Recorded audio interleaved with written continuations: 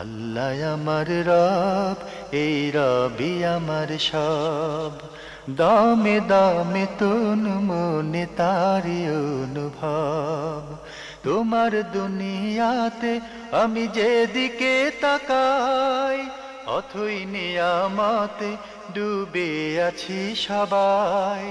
পাক পাখালির গানে শুনি তসবিহ কলরব, তসবিহ কলরব। আল্লাহ আমার রব, এই রবি আমার সব। আসসালামু আলাইকুম। প্রিয় দর্শক, আপনারা কেমন আছেন?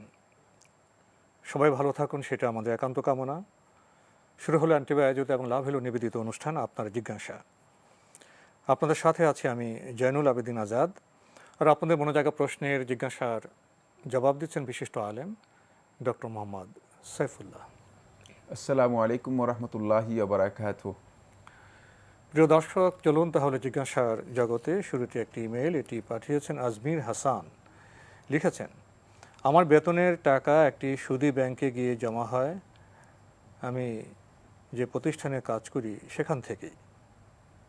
তাহলে কি সেই টাকার সুদ এসে গেলে এখন আমার কি করা উচিত? ধন্যবাদ এই ভাইকে প্রশ্ন করেছেন যে তার বেতনের টাকা একটা সুদী ব্যাংকে জমা হয়, সেখান থেকে আপনি টাকা উঠাবেন। টাকা যখন আপনার ব্যাংক থেকে যখন টাকাটা যখন আপনার কোম্পানি থেকে অথবা আপনি যেখানে চাকরি করে থাকেন সেখান থেকে যখন ছাড় দেওয়া হবে, তখন আপনি টাকাটা উঠিয়ে নেবেন। খুবই সহজ পদ্ধতি, এটা তো কঠিন তুলে আপনি যে ইচ্ছা করেন খরচ করতে পারবেন, ইচ্ছা করলে কোনো স্থায়ী ব্যাংকে রাখতে পারেন। তাহলে তো যদি লভ্যাংশ হয় তখন একটা লভ্যাংশ চলে আসবে সেখান থেকে। জি, এখন তিনি খুবই সহজ পদ্ধতি, তিনি শুধুমাত্র টাকাটা উঠাইলেই চলবে। যেহেতু ব্যাংকিং সিস্টেমে এখন বিভিন্ন কোম্পানি থেকে লেনদেন করা হয় তাকে, এতে লেনদেন করতে আমরা অনেক ক্ষেত্রে বাধ্য হই। এজন্য এতে অতিরিক্ত কিছু করার প্রয়োজন নেই। যখন টাকাটা ছাড়পত্র দেওয়া হবে, ব্যাংকে দেওয়া হবে, তখনই আপনি টাকাটা উঠিয়ে নিয়ে নেবেন। মনে হয় বেতনের টাকা সুদী ব্যাংকে গেলে ওটা সুদ হয়ে যাবে না? তো না, যাওয়ার সাথে সাথে শুধু হয়ে যাবে না, আমি তুলে নিলে তো হয়ে গেল, তাই না? আমাদের হাতে আরও একটি ইমেইল, এটি পাঠিয়েছেন কে এম হাফিজুর রহমান। লিখেছেন, স্বপ্নদোষ হওয়ার পর গোসল না করে ভূমিতে চলাফেরা করতে পারবো কি? কি করবেন? ভূমিতে মাটিতে চলাফেরা করতে পারবো না, কিনা? চলাফেরা করতে কোনো অসুবিধা নেই, কিন্তু যথাসম্ভব যত দ্রুত সম্ভব পবিত্রতা হাসিল করা, এটা হচ্ছে বিধান, সুন্নাহ, নবী সাল্লাল্লাহু আলাইহি ওয়াসাল্লামের দিক নির্দেশনা। সুতরাং আপনি চেষ্টা করবেন যথাযথভাবে যত দ্রুত সম্ভব তাহারাত হাসিল করা। যেহেতু আপনি একটা জুনুব অবস্থায় রয়েছেন, জানাবত অবস্থায় রয়েছেন, অপবিত্র অবস্থায় রয়েছেন, অপবিত্রতা থেকে মূলত ইমানদার ব্যক্তিগণ যথাসম্ভব দ্রুত পবিত্রতা হাসিল করার জন্য চেষ্টা করবে। এটা হচ্ছে মূলত মূল দাবি, মূল কথা। বাকি আপনি যদি কোনো না কোনো কারণে, পারিপার্শ্বিক কারণে হতে পারে, বা ব্যবস্থাপনার কারণে হতে পারে, বা আপনি সফরে আছেন এই কারণে হতে পারে, পানি পেতে বিলম্ব হচ্ছে, সেক্ষেত্রে আপনি যদি ডিলে করেন, সেটা আপনার জন্য নাজায়েজ হবে না, আপনি গুনাহগার হবেন না, আপনি চলাফেরা করতেও কোনো অসুবিধা নেই। তবে চেষ্টা থাকবে দ্রুত আপনি পবিত্রতা হাসিল করে নেবেন, এটাই হলো আমাদের পরামর্শ। লিখেছেন, একটি বাথরুমে 4টি বালতি আছে, একটি বালতি থেকে গোসল করার সময় অন্য বালতিগুলোতে ওই গোসলের পানি পড়লে তার হুকুম কি? যদি পানির ছিটা পড়ে, এতে কোনো ধরনের অসুবিধা নেই। এতে আপনার পানি নষ্ট হবে না, বা পানি নাপাক হয়ে যাবে না, পানি আপনি ব্যবহার করতে পারবেন। আমরা জানলাম। প্রিয় দর্শক, আরও একটি ইমেল পাঠিয়েছেন আরাফাতুল ইসলাম কুমিল্লা থেকে। লিখেছেন, ইউটিউবে আপনি একজন আলেমের কথা বলেছেন। একটা ভিডিওতে উনি বললেন, রাসূল সাল্লাল্লাহু আলাইহি ওয়াসাল্লামকে রাসূলে পাক বলা যাবে না, যার আরবি হলো সুবহানা রাসূল। এই শব্দ কোরআন হাদিসের কোথাও নেই, কিন্তু আমাদের সমাজে এই কথা সব মানুষ বলে থাকে। আমি একজন সহিহ আকীদার অনুসারী হয়েও নিজেও এই কথাই ধারণা করতাম। এখন আপনাদের কাছে আমার প্রশ্ন, ওই আলেম তার কথা কি ঠিক? ঠিক হলে রাসূল সাল্লাল্লাহু আলাইহি ওয়াসাল্লামের পবিত্রতা সম্পর্কে কোরআন হাদিসে কি বলা হয়েছে, এবং আমরা রাসূল সাল্লাল্লাহু আলাইহি ওয়াসাল্লামের পবিত্রতা কিভাবে বর্ণনা করব বা সম্বোধন করব? এই শব্দ সঠিক না হলে কোন শব্দ ব্যবহার করব? রাসূলে পাক। ধন্যবাদ এই ভাইকে, খুব গুরুত্বপূর্ণ একটি প্রশ্ন করেছেন যে রাসূলে পাক। আমরা এই শব্দটি খুব শুনি, খুব প্রচলিত শব্দ, এবং এই শব্দটি মূলত এসেছে ফার্সি থেকে এসেছে। যেহেতু আমাদের এই অঞ্চলে আমরা জানি মুসলিমরা সবচেয়ে বেশি ফার্সি চর্চা করতো এবং ফার্সির প্রচলন ছিল অনেক বেশি, সেটা প্রশাসনিক কারণে। তো সেখানে মানে রাসূলে পাক এই শব্দটার ব্যবহার খুব বেশি ছিল। আসলে মানে আমরা যদি কোরআন এবং হাদিসের মানে টেক্সটের দিকে যাই, কোরআনে কারীমের কোথাও রাসূলে পাক এই শব্দটি আসেনি। আর ফার্সি হওয়ার কারণে এটা তো আসার প্রশ্নই আসে না। কোরআন যেহেতু আরবিতে, ফার্সিতে আল্লাহ রাব্বুল আলামিন এই বক্তব্য দেবেন, প্রশ্নই আসে না। রাসূলুল্লাহ সাল্লাল্লাহু আলাইহি ওয়াসাল্লাম হাদিসের মধ্যে মূলত আরবিতে এই ধরনের কোনো বক্তব্য আসেনি যে সাহাবায়ে কেরাম রাসূলুল্লাহ সাল্লাল্লাহু আলাইহি ওয়াসাল্লামকে পাক শব্দটি ব্যবহার করেছেন, এটি আসেনি। বাকি এখানে একটি গুরুত্বপূর্ণ কথা রয়ে গেছে, সেটা হচ্ছে এই যে রাসূলুল্লাহ সাল্লাল্লাহু আলাইহি ওয়াসাল্লামের পরিচয় আমরা কিভাবে তুলে ধরব। রাসূল সাল্লাল্লাহু আলাইহি ওয়াসাল্লামের মর্যাদা হচ্ছে দুটি জিনিসের মধ্যে। রাসূলুল্লাহ সাল্লাল্লাহু আলাইহি ওয়াসাল্লামকে যদি আমরা তার মর্যাদার যেই স্থান রয়েছে, স্টেজ রয়েছে, সেই স্টেজে রাখতে চাই, তাহলে আমরা কি বলবো, এটি আল্লাহ নবী সাল্লাল্লাহু আলাইহি ওয়াসাল্লাম স্পষ্ট করে হাদিসের মধ্যে উল্লেখ করে গেছেন। ওয়ালা তুতরুনি কামা আতরাতিন নাসারা ফি ইবনে মারইয়াম, যে খ্রিস্টানরা ইবনে মারইয়ামের ব্যাপারে যে সীমা লঙ্ঘন করেছে, অতিরঞ্জন করেছে, সেই অতিরঞ্জন আমার ক্ষেত্রে তোমরা করো না। ইন্নামা আনা আবদ, আমি হচ্ছে আল্লাহর বান্দা। ফাকুলু আব্দুল্লাহি ওয়া রাসূলুহু, সুতরাং আমরা বলতে হবে আব্দুল্লাহ ওয়া রাসূলুল্লাহ। এটা হচ্ছে আমাদের মানে রাসূল সাল্লাল্লাহু আলাইহি ওয়াসাল্লাম শিখিয়ে গেছেন। এটা তো আমরা সাক্ষ্য দিই। রাসূলুল্লাহ সাল্লাল্লাহু আলাইহি ওয়াসাল্লাম পরিচয় যখন আপনি দিবেন, তখন আপনি রাসূলের পাক বলার দরকার নেই, রাসূলুল্লাহ সাল্লাল্লাহু আলাইহি ওয়াসাল্লাম। দেখেন, এর সাথে আপনি দুরূদ যখন যোগ করে দিবেন, তখন আপনি সওয়াবটাও পেয়ে গেলেন, আর রাসূলুল্লাহ সাল্লাল্লাহু আলাইহি ওয়াসাল্লাম পরিচয় বলে দিলেন। রাসূলুল্লাহ সাল্লাল্লাহু আলাইহি ওয়াসাল্লামকে যদি কেউ এই ভাষায় মানে তিনি মনে করেন যে না, এই শব্দ ব্যবহার করবেন না, সাহাবায়ে কেরাম মানে আল্লাহ নবী সাল্লাল্লাহু আলাইহি ওয়াসাল্লামকে নবীউল্লাহ অথবা রাসূলুল্লাহ এই ধরনের শব্দ ব্যবহার করেছেন। হাদিস দ্বারা ইয়া নবী আল্লাহ, ইয়া রাসূলুল্লাহ এই ধরনের শব্দ ব্যবহার করেছেন। আমাদের দেশে বলা হয় রাসূল সাল্লাল্লাহু আলাইহি ওয়াসাল্লাম। তো সেখানে আমরা রাসূলুল্লাহ সাল্লাল্লাহু আলাইহি ওয়াসাল্লাম এই শব্দটি ব্যবহার করতে পারি। এটা আমাদের জন্য মানে সবচেয়ে উত্তম শব্দ, যেটি সলফে সালেহিনের ব্যবহার থেকে আমরা পেয়েছি, সেটা আমরা ব্যবহার করতে পারি, কোনো অসুবিধা নেই, জায়েজ রয়েছে। কিন্তু রাসূলুল্লাহ সাল্লাল্লাহু আলাইহি ওয়াসাল্লামের ক্ষেত্রে যদি কেউ আরও সম্মানজনক কোনো শব্দ ব্যবহার করেন, রাসূল করিম সাল্লাল্লাহু আলাইহি ওয়াসাল্লাম, করিম শব্দটা রাসূলুল্লাহ সাল্লাল্লাহু আলাইহি ওয়াসাল্লামের ক্ষেত্রে সলফে সালেহিনের অনেকে ব্যবহার করেছেন। করিম মর্যাদাপূর্ণ, রাসূলুল্লাহ সাল্লাল্লাহু আলাইহি ওয়াসাল্লাম এর ক্ষেত্রে ব্যবহার করেছে রাসূল করিম সাল্লাল্লাহু আলাইহি ওয়াসাল্লাম। তাহলে কেউ যদি রাসূল করিম ব্যবহার করেন, সেটাও করতে পারেন। কিন্তু পাক শব্দটি কি অর্থ বা কি মিনিং দিয়ে থাকে? পাক শব্দটি আপনি অবশ্য মানে বলেছেন, যে কোনো আলেম কথা বলেছেন যে এখানে সুবহান আর রাসূল মানে এই অর্থ করেছেন না, একথা মানে মানে সঠিক নয়। পাক সুবহান শব্দ দিয়ে বোঝায় না। সুবহান শব্দটি আরেক অর্থে ব্যবহার করা হয়ে থাকে। সুবহান আল্লাহ বা সুবহান, এটা সুবহান শব্দটা ব্যবহার করা হয়ে থাকে অন্য অর্থে। যাই হোক, পাক শব্দটি তাহির অর্থে ব্যবহৃত হয়ে থাকে আরবি ভাষায়। আরবিতে রাসূল পাক সাল্লাল্লাহু আলাইহি ওয়াসাল্লাম বলে যারা বুঝাতে চাচ্ছেন, তাদের এখানে একটা মানে বিভ্রান্ত একটা আকীদা রয়ে গিয়েছে। সেই বিভ্রান্ত আকীদাটা হচ্ছে এই, তারা মনে করে থাকেন যে অনেকে, যে রাসূলুল্লাহ সাল্লাল্লাহু আলাইহি ওয়াসাল্লাম সকল দিক থেকে মানে মানবিক দিক থেকেও রাসূলুল্লাহ সাল্লাল্লাহু আলাইহি ওয়াসাল্লাম মানে সম্পূর্ণরূপে পাক বা তাহির, পবিত্র। ফলে রাসূলুল্লাহ সাল্লাল্লাহু আলাইহি ওয়াসাল্লামের পেশাব পায়খানা যা আছে সবগুলো পবিত্র। এটা বাড়াবাড়ি করা হয়। মানে সীমা লঙ্ঘন করে এই কথা বলে থাকেন। রাসূলুল্লাহ সাল্লাল্লাহু আলাইহি ওয়াসাল্লাম পেশাব এটাও পাক, রাসূলুল্লাহ সাল্লাল্লাহু আলাইহি ওয়াসাল্লাম পায়খানা এটাও পাক, রাসূলুল্লাহ সাল্লাল্লাহু আলাইহি ওয়াসাল্লাম আর যা কিছু আছে সব কিছুই পাক। এই অর্থে তারা মনে করে রাসূলুল্লাহ সাল্লাল্লাহু আলাইহি ওয়াসাল্লামকে পাক বলার এই বিষয়টি মূলত তাদের কাছে মানে এই কারণে তারা এটাকে বেশি সাপোর্ট করে যাচ্ছেন, যে রাসূলুল্লাহ সাল্লাল্লাহু আলাইহি ওয়াসাল্লাম যেহেতু সব দিক থেকে পাক, এজন্য তারা ধারণা করেন যে রাসূল পাক শব্দটি ব্যবহার করেন। মানে এই অর্থে মূলত রাসূলুল্লাহ সাল্লাল্লাহু আলাইহি ওয়াসাল্লামকে রাসূল পাক ব্যবহার করাটা এটি আকীদাগত একটি বিভ্রান্তি, আকীদাগত একটি বিচ্যুতি। এটা সঠিক নয়। কারণ রাসূলুল্লাহ সাল্লাল্লাহু আলাইহি ওয়াসাল্লাম পেশাব পাক ছিল না, রাসূলুল্লাহ সাল্লাল্লাহু আলাইহি ওয়াসাল্লাম পায়খানা এগুলো পাক ছিল না, কিন্তু তাহারাত হাসিল করতেন। এগুলো থেকে রাসূলুল্লাহ সাল্লাল্লাহু আলাইহি ওয়াসাল্লাম তাহারাত হাসিল করতেন। সমস্ত সাহাবায়ে কেরামের ইজমা এর মাধ্যমে সাব্যস্ত হয়েছে, সমস্ত সাহাবায়ে কেরামের ইজমা এর মাধ্যমে সাব্যস্ত হয়েছে।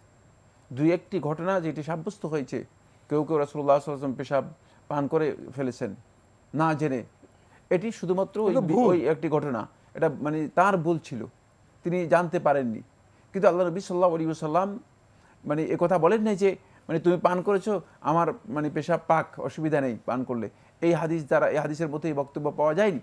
সুতরাং রাসূলুল্লাহ সাল্লাল্লাহু আলাইহি ওয়াসাল্লাম মানে তার পেশাব পাক যিনি পান করেছেন অথবা তার রক্ত যিনি পান করেছেন, মানে তাদেরকে রাসূলুল্লাহ সাল্লাল্লাহু আলাইহি ওয়াসাল্লাম এই কথা বলেন নাই যে হ্যাঁ তোমরা যে কাজটি করেছো এটি ভালো একটি কাজ করেছো, এটি মানে আমার পেশাব পায়খানা অথবা এগুলো পাক হওয়ার কারণেই মূলত তোমরা এগুলো করেছো বা এগুলো করবে। রাসূলুল্লাহ সাল্লাল্লাহু আলাইহি ওয়াসাল্লাম এভাবে কাউকে উদ্বুদ্ধ করেন নাই। সাহাবায়ে কেরাম বরং রাসূলুল্লাহ সাল্লাল্লাহু আলাইহি ওয়াসাল্লাম তাহারাতের মাসআলা আলোচনা করেছেন। আব্দুল্লাহ বিন মাসউদ রাদিয়াল্লাহু আনহু বলেন, আমি রাসূলুল্লাহ সাল্লাল্লাহু আলাইহি ওয়াসাল্লামের মানে রাসূল সাল্লাল্লাহু আলাইহি ওয়াসাল্লাম যখন মানে হাজাত পূরণ করার জন্য যেতেন, প্রাকৃতিক প্রয়োজন পূরণ করার জন্য যেতেন, আমি রাসূলুল্লাহ সাল্লাল্লাহু আলাইহি ওয়াসাল্লামের জন্য পানি নিয়ে যেতাম। রাসূলুল্লাহ সাল্লাল্লাহু আলাইহি ওয়াসাল্লাম পানি দিয়ে ইস্তেনজা করতেন। রাসূল সাল্লাল্লাহু আলাইহি ওয়াসাল্লাম পানির মাধ্যমে ইস্তেনজা করতেন। ওইখান থেকে তোমার মাসালা পেয়েছি। এখান থেকে স্পষ্ট যে রাসূলুল্লাহ সাল্লাল্লাহু আলাইহি ওয়াসাল্লাম মূলত ওই পাক শব্দটি এখানে প্রযোজ্য নয়। যাই হোক, মুদ্রা কথা যেটি সেটি হচ্ছে এই যে রাসূলুল্লাহ সাল্লাল্লাহু আলাইহি ওয়াসাল্লামের ক্ষেত্রে মূলত পাক শব্দটি এই অর্থে প্রয়োগ করাটা কোনোভাবেই বৈধ নয়। তবে শাব্দিক ব্যবহারের কারণে যদি কেউ মানে রাসূলুল্লাহ সাল্লাল্লাহু আলাইহি ওয়াসাল্লামের মর্যাদা ব্যবহার করার জন্য এই ধরনের শব্দ ব্যবহার করেন, তাহলে মানে এটা মানে অনেক গর্হিত শব্দ বা এর মধ্যে কুফরি বা শিরক রয়েছে, ব্যাপারটি এমন নয়।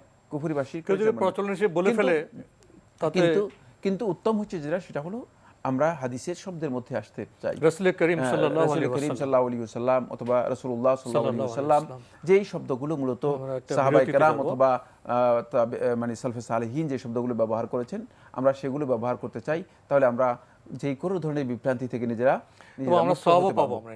মুক্ত হতে পারবো। আল্লাহ আমার রব, এই রবই আমার সব। আল্লাহ আমার রব, এই রবই আমার সব। আমাদের হাতে একটি ইমেল, এটি পাঠিয়েছেন মোহাম্মদ ইস্তিয়াকুল ইসলাম। লিখেছেন, জামাতের 1, 2, 3 বা 4 রাকাত ছুটে গেলে বাকি অংশ কিভাবে আদায় করব? জামাতে সালাত আদায় করার সময় যদি কারো 1 রাকাত অথবা 2 রাকাত অথবা 3 রাকাত অথবা 4 রাকাত ছুটে যায়, বাকি অংশ কীভাবে আদায় করবেন? খুব সহজ কথা। আপনি যেখানে গিয়ে মানে জামাত শুরু করেছেন, আপনি যখন মানে ইমাম সাহেব যখন দুদিকে সালাম ফিরাবেন আপনি দাঁড়িয়ে যাবেন। দাঁড়িয়ে যাওয়ার পর আপনার যত রাকাত আপনি আদায় করেছেন এরপরে রাকাত থেকে শুরু হলো। আপনি যদি 1 রাকাত পেয়ে থাকেন, 1 রাকাত আপনার আদায় হয়েছে, দ্বিতীয় রাকাত থেকে শুরু হলো। আপনি যদি 2 রাকাত পেয়ে থাকেন, তৃতীয় রাকাত আপনার শুরু হলো। আপনি যদি 3 রাকাত পেয়ে থাকেন, চতুর্থ রাকাত আপনার শুরু হলো। এভাবেই অর্থাৎ 4 রাকাত কোন রাকাত না পেয়ে থাকেন তাহলে প্রথম রাকাত থেকে আপনি শুরু করবেন। যদি চতুর্থ রাকাত আপনি মানে এটাকে বৈঠকের মধ্যে পেলেন, রুকুর পরে গেলেন বা বৈঠকের মধ্যে পেলেন, তাহলে আপনার 4 রাকাতেই শুরু হবে প্রথম রাকাত থেকে। মানে আপনি দাঁড়ানোর পরে আপনার রাকাতের মানে বাকি অংশটুকু আপনি পূরণ করবেন। এটাই হচ্ছে মূলত রাসূলুল্লাহ সাল্লাল্লাহু আলাইহি ওয়াসাল্লামের দিক নির্দেশনা। ভাই, আপনি আরও জানতে চেয়েছেন, যদি একটা সেজদা হয়ে যায় তখন কি পরের সেজদা শেষ হওয়ার জন্য অপেক্ষা করব? না, কোনো অপেক্ষা করবেন না। সিজদা হয়ে গেলে শেষ হয়ে গেলে আরেকটি সিজদা আপনি দিবেন। একটা সিজদাও যদি দিতে পারেন তাহলে এটি ইবাদতের মধ্যে অন্তর্ভুক্ত হবে। একটা সিজদা আল্লাহ রাব্বুল আলামিনের কাছে অনেক মূল্যবান। আর সালাতের সিজদা তো শ্রেষ্ঠ অংশ। জি, আল্লাহ রাব্বুল আলামিনের কাছে একটা সিজদা অনেক মূল্যবান। সুতরাং অপেক্ষা করার কোনো দরকার নেই।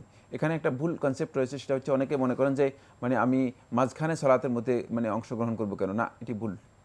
বরং সালাতের মধ্যে আপনি ইমাম সাহেবকে যেখানে পেয়েছেন, মানে মা আদরাকতুম ফাসাল্লু, রাসূলুল্লাহ সাল্লাল্লাহু আলাইহি ওয়াসাল্লাম যেখানে তোমরা পেয়েছো সেখান থেকে যুক্ত হও। হ্যাঁ, সেখানেই ঢুকবেন। ফাসাল্লু, তোমরা সেটা পড়ো। সুতরাং সেটা সালাতের মধ্যে অন্তর্ভুক্ত হবে। বাকি আল্লাহ রাব্বুল আলামিন এর জন্য এটা কারণ ইবাদতের অংশ। সুতরাং ইবাদতের মধ্যে যখনই প্রবেশ করবেন তখন থেকে আপনার ইবাদত কাউন্ট হবে। কারণ আপনি অপেক্ষা করবেন কিসের জন্য? আপনি অপেক্ষা করবেন ইমাম সাহেব দাঁড়ানোর জন্য না? তাহলে তো আপনি ইমাম সাহেবের জন্য আপনার একটা ফজিলত নষ্ট হয়ে গেল। সালাতের একটা অংশ তো পেলেন, সালাতের একটা অংশ তো পেলেন, এবং সালাতের একটা ফজিলত মানে প্রত্যেকটা অংশের মধ্যে ফজিলত রয়েছে, সেই ফজিলত থেকে আপনি মাহরুম হয়ে যাবেন। আমরা খুবই গুরুত্বপূর্ণ বিষয়ে অবগত হলাম প্রিয় দর্শক। এবার আমাদের হাতে একটা চিঠি, শুধু চিঠি নয়, দীর্ঘ চিঠি, অনেক প্রশ্ন একটি চিঠিতে পাঠানো হয়েছে দনিয়া কলেজ ও বিশ্ববিদ্যালয়, দনিয়া, ঢাকা থেকে। আপনি লিখেছেন, আল্লাহ তাআলার নৈকট্য পাওয়া মানে কি?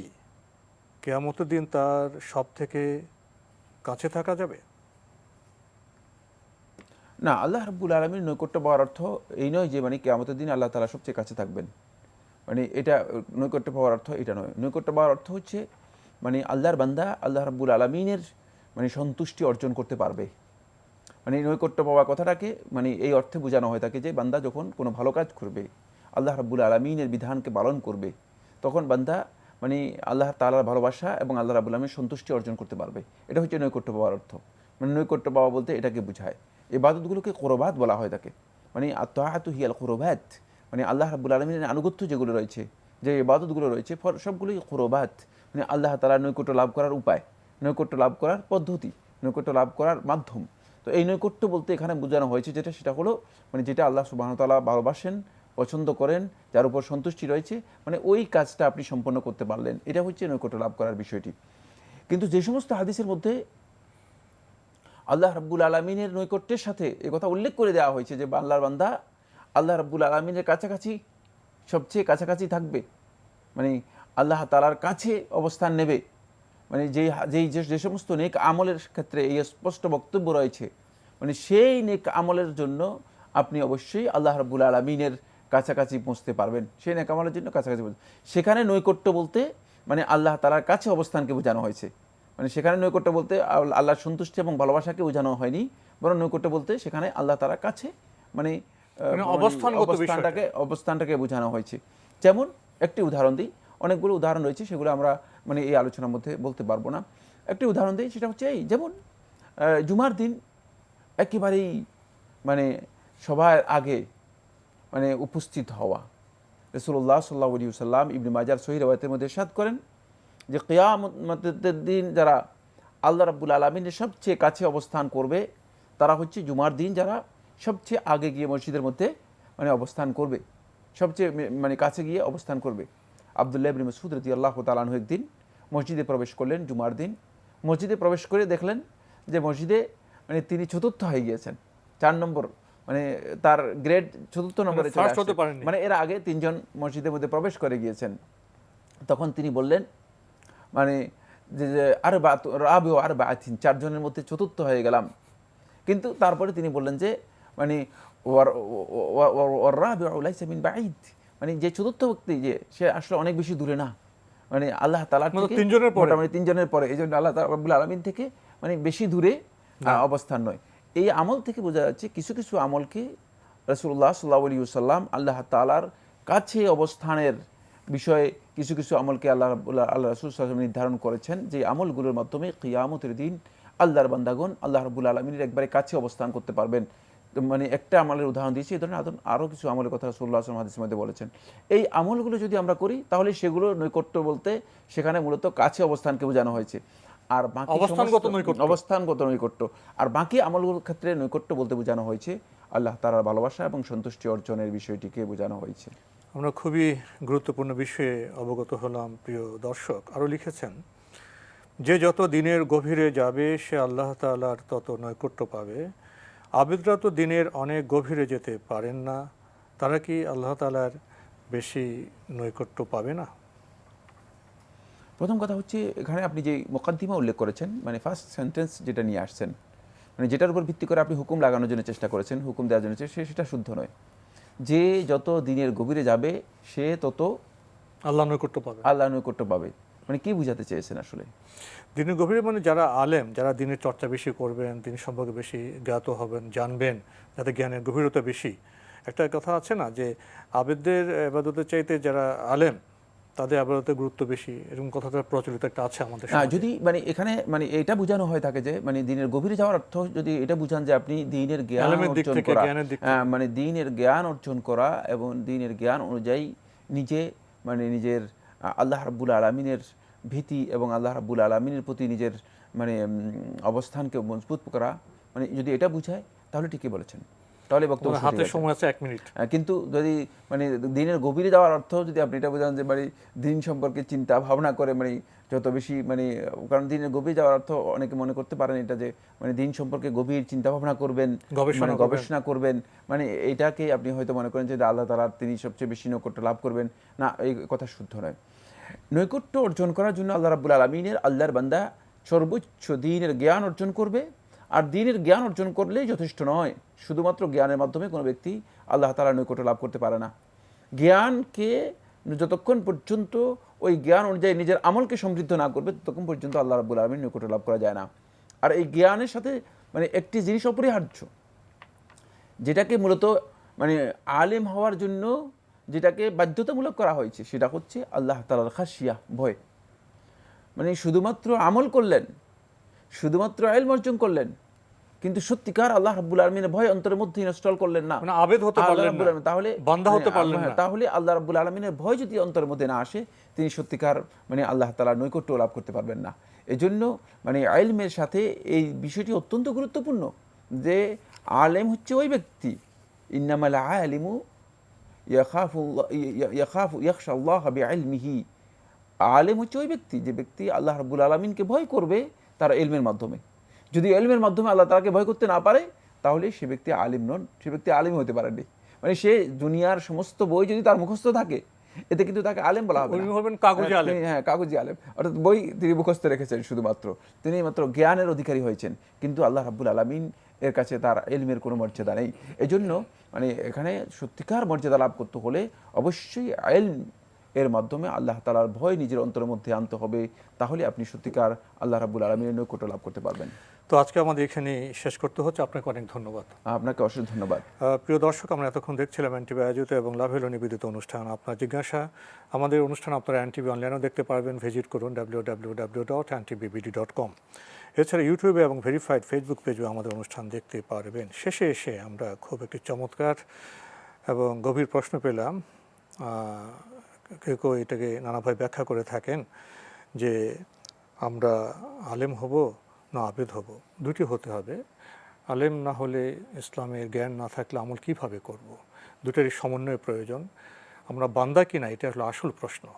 প্রকৃত বান্দা হতে হলে আমাদের অবশ্যই এলমের, জ্ঞানের অধিকারী হতে হবে, আমল থাকতে হবে। চিঠি লিখুন, প্রশ্ন পাঠান আমাদের ঠিকানায়। পরিচালক আপনার জিজ্ঞাসা, এনটিভি, বিএসসি ভবন, 7ম তলা, 102 কাজী নজরুল ইসলাম এভিনিউ, কারওয়ান বাজার, ঢাকা 1215। আপনারা ইমেলও করতে পারেন। আমাদের ইমেল অ্যাড্রেস আপনার জিজ্ঞাসা @ntvbd.com। প্রিয় দর্শক, মহান আল্লাহ আমাদের সবাইকে নিরাপদে রাখুন, রাখুন শান্তিতে। আসসালামু আলাইকুম। আল্লাহ আমার রব, এই রবি আমার সব, দামে দামে তুন মনে তারি অনুভব। আল্লাহ আমার রব, এই রবি আমার সব।